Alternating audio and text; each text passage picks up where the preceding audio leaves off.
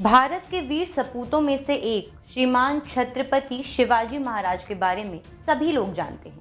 बहुत से लोग इन्हें हिंदू हृदय सम्राट कहते हैं, तो कुछ लोग इन्हें मराठा गौरव कहते हैं, जबकि वो भारतीय गणराज्य के महानायक थे। छत्रपति शिवाजी महाराज का जन्म 19 फरवरी सन 1630 में मराठा परिवार में हुआ था। नमस्कार, आपका स्वागत है डेली 24 भारत में। मैं हूं आपके साथ अदिति। छत्रपति शिवाजी महाराज, जिन्हें हम शिवाजी राजे भोसले के नाम से भी जानते हैं, भारत के एक महान योद्धा, रणनीतिकार और शासक थे। उनका जन्म 19 फरवरी 1630 को शिवनेरी दुर्ग में हुआ था।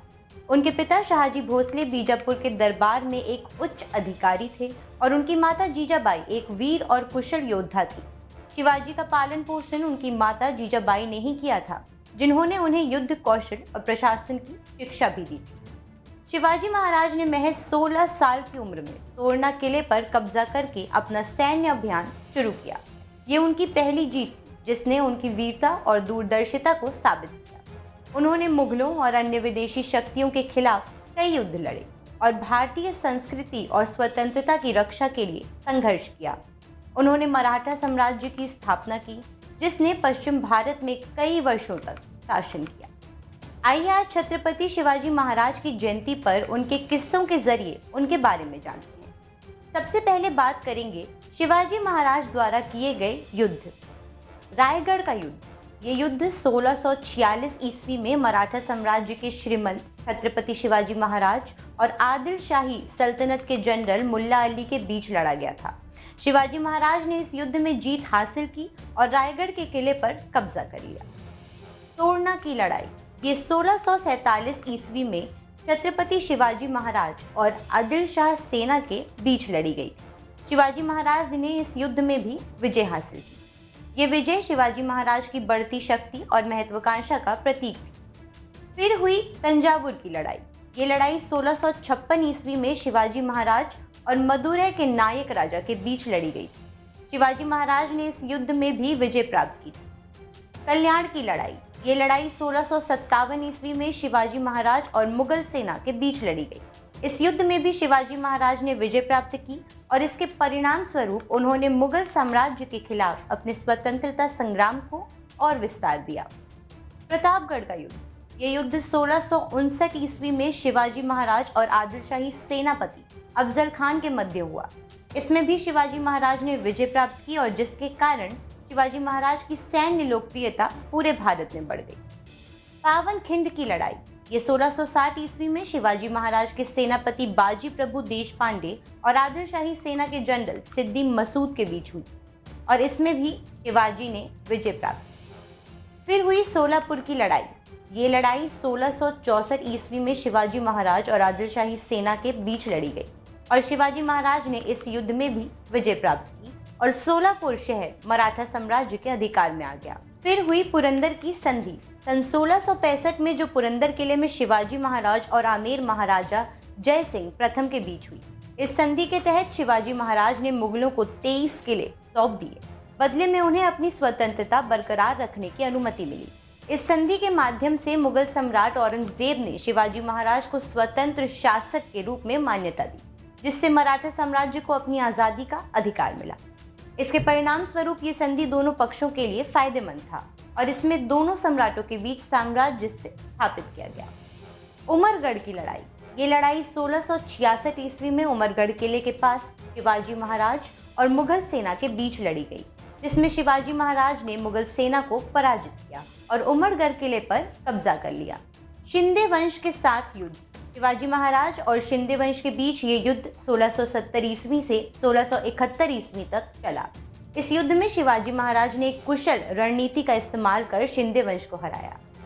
बरार और खानदेश की विजय। इस युद्ध में शिवाजी महाराज ने बरार और खानदेश क्षेत्रों पर विजय प्राप्त की। ये लड़ाई 1673 ईस्वी से 1674 ईस्वी तक चली। फिर 17वीं सदी में शिवाजी महाराज ने मुगल सेना के विरुद्ध सफलतापूर्वक युद्ध लड़ने के लिए गुरिल्ला युद्ध शैली का इस्तेमाल किया। गुरिल्ला शब्द का अर्थ है छोटे दल। गुरिल्ला युद्ध शैली से त्रस्त होकर मुगल सेना पूरी तरह से असहाय हो गई। वीर शिवाजी ने अपनी इस युद्ध कौशल के माध्यम से देश की आज़ादी के लिए भी महत्वपूर्ण योगदान दिया। अब ये तो हुई युद्ध की बात। अगर शिवाजी के निजी जीवन की बात करें तो कहा जाता है कि शिवाजी की कई पत्नियां थीं। उनकी पहली शादी 14 मई 1640 में सईबाई निम्बालकर के साथ हुई। तब शिवाजी की उम्र मात्र 10 साल थी। इनसे शिवाजी की 4 संतानें थीं। उनकी दूसरी पत्नी का नाम सोयराबाई मोहिते था, जो काफी चर्चित महिला थी। हालांकि उनकी पत्नियों के बारे में कोई स्पष्ट जानकारी मौजूद नहीं है। शिवाजी की मृत्यु के बाद उनका उत्तराधिकार संभाजी को मिला, जो शिवाजी के बड़े बेटे थे। क्या आप जानते हैं कि शिवाजी को छत्रपति की उपाधि कैसे मिली? दरअसल शिवाजी को कई उपाधियां मिली थी। 6 जून 1674 को रायगढ़ में उन्हें किंग ऑफ मराठा से नवाजा गया। इसके अलावा छत्रपति, क्षत्रिय कुल वंतस, हिंदुत्व धर्मोद्धारक जैसे उपाधियां उनकी वीरता के कारण दी गई।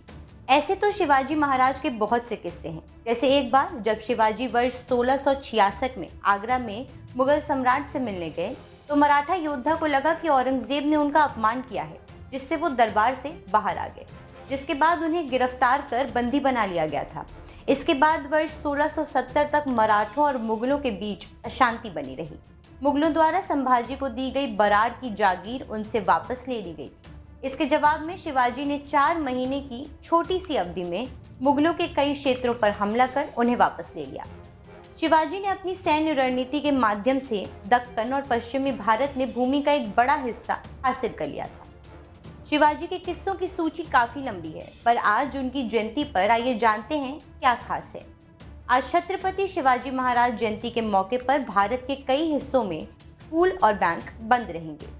महाराष्ट्र में छत्रपति शिवाजी महाराज की जयंती दिन को बहुत पूजनीय दिन माना जाता है और यहाँ पर इस दिन हर साल छुट्टी होती है। पूरे महाराष्ट्र में इस दिन को बड़े जोशों हर्षोल्लास के साथ मनाया जाता है। इस साल शिवाजी महाराज की 395वीं जयंती मनाई जा रही है। शिवाजी न केवल एक कुशल सेनापति, एक कुशल रणनीतिकार और एक चतुर कूटनीतिज्ञ थे, बल्कि एक कट्टर देशभक्त भी थे। आज के दिन लोग छत्रपति शिवाजी को याद करते हैं और उनकी शिक्षाओं और बातों को जीवन में अमल करने का प्रण लेते हैं। सार्वजनिक कार्यक्रमों के अलावा लोग अक्सर शिवाजी महाराज की विरासत को याद करते हुए प्रेरणादायक भाषण और सोशल मीडिया पोस्ट शेयर करते हैं। 19 फरवरी को जश्न मनाने के लिए लोग इकट्ठा होते हैं।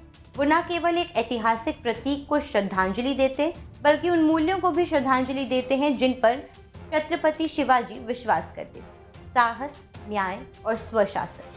ये उत्सव भारतीय इतिहास और संस्कृति में उनके योगदान का प्रतिबिंब है, जो पीढ़ियों को अपने जीवन में इन मूल्यों को जीने के लिए प्रेरित करता है। फिलहाल के लिए इतना ही। आगे की जानकारी के लिए देखते रहें डेली 24 भारत।